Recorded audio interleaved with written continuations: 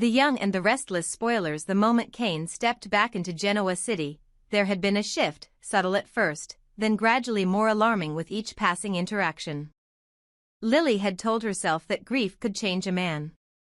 Trauma could harden a soul. But even as she whispered those rationalizations to herself, something inside her screamed otherwise.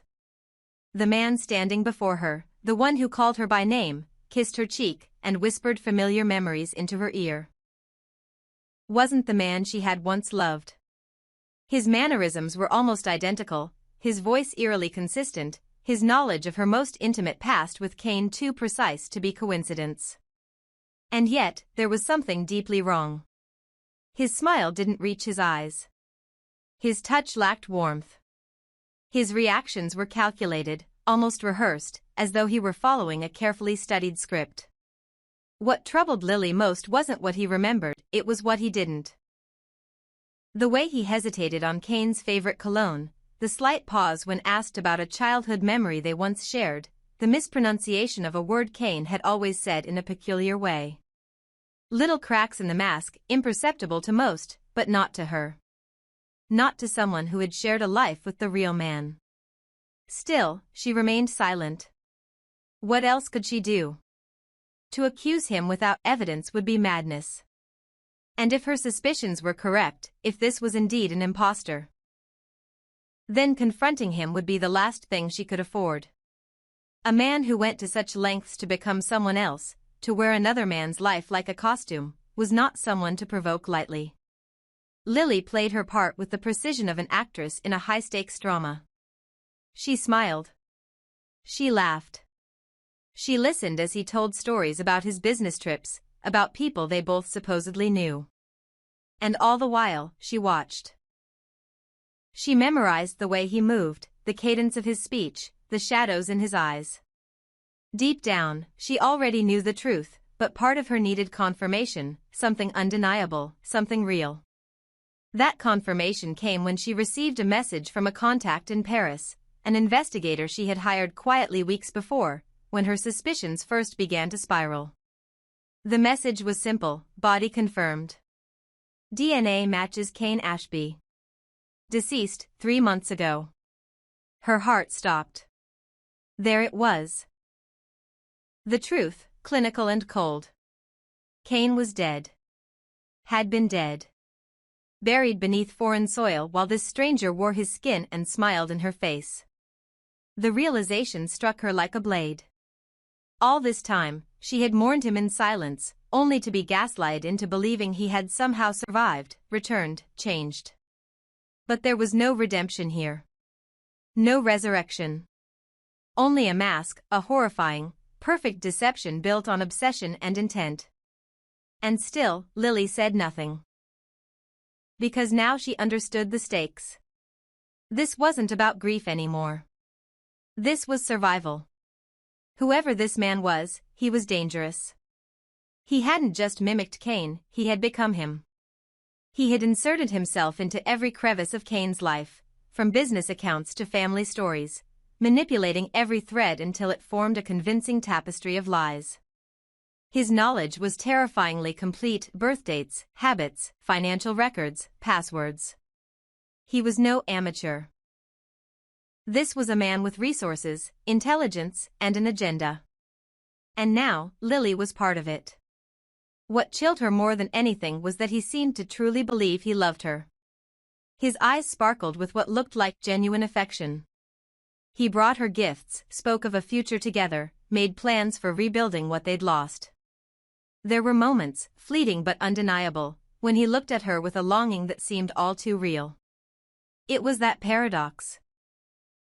That contradiction between monstrous deception and sincere desire, that made him unpredictable. Unstable. She could not treat him like a normal man. She could not accuse, argue, or plead. She had to remain inside the performance. At least, for now. And so, Lily crafted a plan. She would gather evidence quietly, build a record of every inconsistency, every falsehood, every deviation from the real Cain's life. She began searching his belongings when he slept, scanning documents, recording conversations on her phone with the mic hidden in her jewelry. Her goal was to collect enough to expose him, but more importantly, to protect herself. Because if she moved too soon, if he even suspected she knew the truth, he would destroy her. This man hadn't gone to such elaborate lengths just to be discovered by a grieving widow with sharp instincts. He had killed Cain. Or, at the very least, he knew who had. And now, he was living the life Cain left behind, breathing Lily's air, touching her skin, whispering her name like a thief in the dark. What he didn't know, however, was that Lily was no longer afraid. She had survived Cain's betrayal once. She had risen from heartbreak before. And now, with every calculated step, she was preparing to take back control of her world. This deception, this grotesque impersonation, would not be the end of her story. It would be her revenge. But the danger was mounting. The imposter began asking questions. Subtle at first, about her phone, her errands, who she was meeting. Then it became more direct. He wanted to know where she went in the afternoons. Why she seemed distant. He asked about her dreams, about her memories with him, about things he shouldn't have needed to ask if he were Cain. Lily kept her answers measured. She blamed fatigue, stress, nostalgia. But behind her eyes, a fire was building. She was no longer mourning the man she lost. She was planning how to destroy the one who dared to take his place. And all the while, in the deepest corner of her mind, another thought took root: what if this wasn't just a madman playing a role? What if he was part of something bigger? A network? A plot? What if Cain's death in Paris was no random accident but the first step in a larger plan to infiltrate Genoa City? To replace, manipulate, consume? She didn't know. Not yet. But she would find out. Because now, the lies were unraveling. And Lily, the woman who once believed in love, was preparing for war. Lily had reached her limit. The weight of the truth had grown too heavy to bear alone, and the danger she was in had escalated far beyond what a single woman, no matter how strong, smart, or strategic, could handle alone. The man posing as Cain, walking freely through Genoa City with the confidence of a husband and the smile of a liar, was not only a master of manipulation but possibly a murderer. He had slipped into Cain's life with surgical precision, replacing every detail, mimicking every gesture, and now, Lily had the proof: a death certificate from Paris, a DNA confirmation, and the chilling realization that the real Cain had been buried overseas while a stranger wore his name like a stolen crown. She knew she couldn't move recklessly. This imposter was watching her. Every glance, every breath, every hesitation, he noticed everything. He still believed she loved him. He still believed she was fooled. That illusion was her only protection now. But it wouldn't last forever. If she wanted to survive and end this nightmare, she had to bring in reinforcements, and there were only 2 men in Genoa City she could trust with something this dangerous, this insane, and this explosive. Chance and Victor. Chance, with his background in law enforcement and a moral compass that had kept him grounded through countless scandals, was more than just an investigator. He was a man who believed in truth. And Victor, with his empire, his resources, and his cold, calculating mind, had the power to make people disappear or confess. Together, they were a force that even a chameleon like the Cain imposter couldn't evade. Lily moved carefully. She reached out to Chance first, using coded messages and encrypted calls to avoid suspicion. She didn't say everything outright, only that she needed his help, that something was terribly wrong, and that she had evidence to back it up. When they finally met in private, she laid everything on the table: the DNA results, the odd behavior, the inconsistencies, the steel-locked basement, and the man crying out for help. Chance didn't interrupt once. He listened with the intensity of someone who understood that the most unbelievable stories were often the most true. When she was finished, he nodded gravely and said, "We'll handle this. But we have to be smart." Chance, in turn, knew that only one man in Genoa City could provide the kind of backing this operation would require: Victor. He arranged a quiet meeting with the patriarch of the Newman Empire, laying out the story piece by piece. Victor's face remained unreadable, as always, but behind those piercing eyes, wheels were turning at a furious pace. Victor had always seen Cain as a potential threat, a volatile presence, and the thought of someone impersonating him, possibly murdering him, sent a rare chill down his spine. Not out of sentiment, but because of the implications. If someone could replace Cain so seamlessly, who else might be next? His empire had enemies. This could be the beginning of something larger. With Lily, Chance, and Victor now aligned, a new phase of the plan began. They couldn't expose the imposter yet, not without locking in a confession or catching him in an irrefutable trap. So they created one.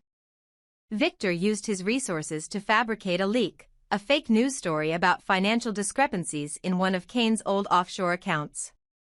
The story was planted carefully, designed to rattle the imposter, to make him paranoid, to push him into reacting.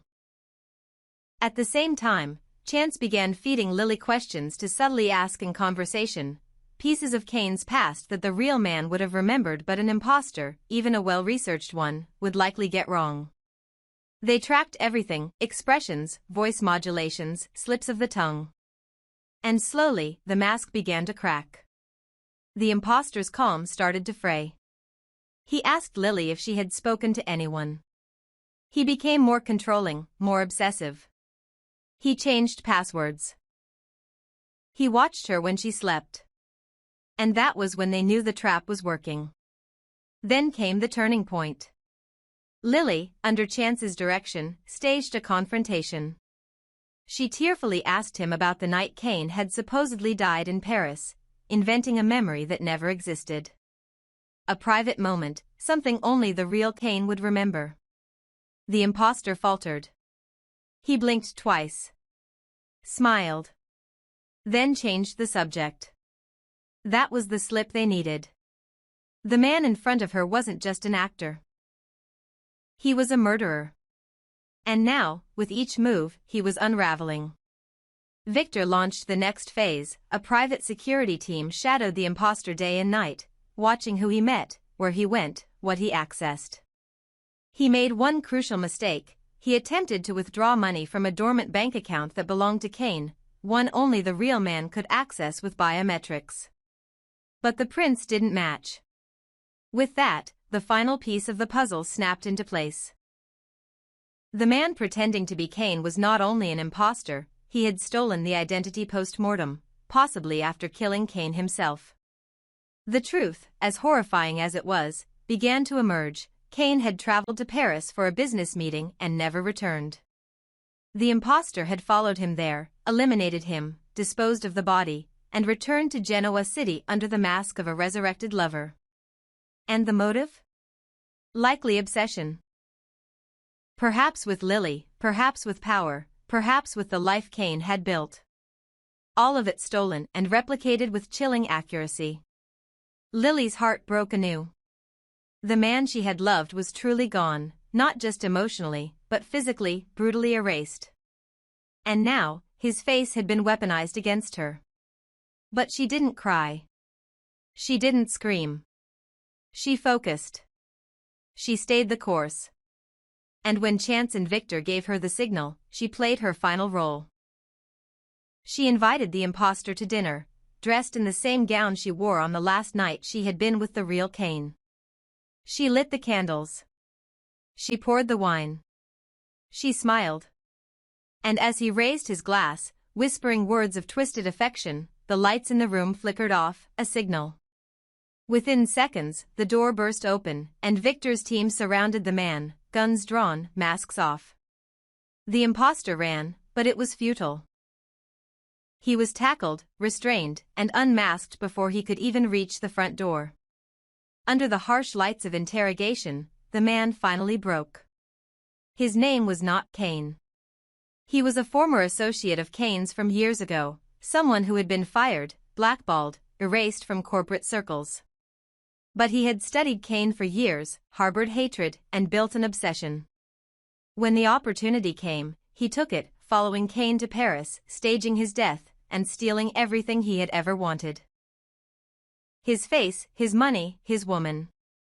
Lily watched from behind the glass wall as the man confessed. She didn't cry.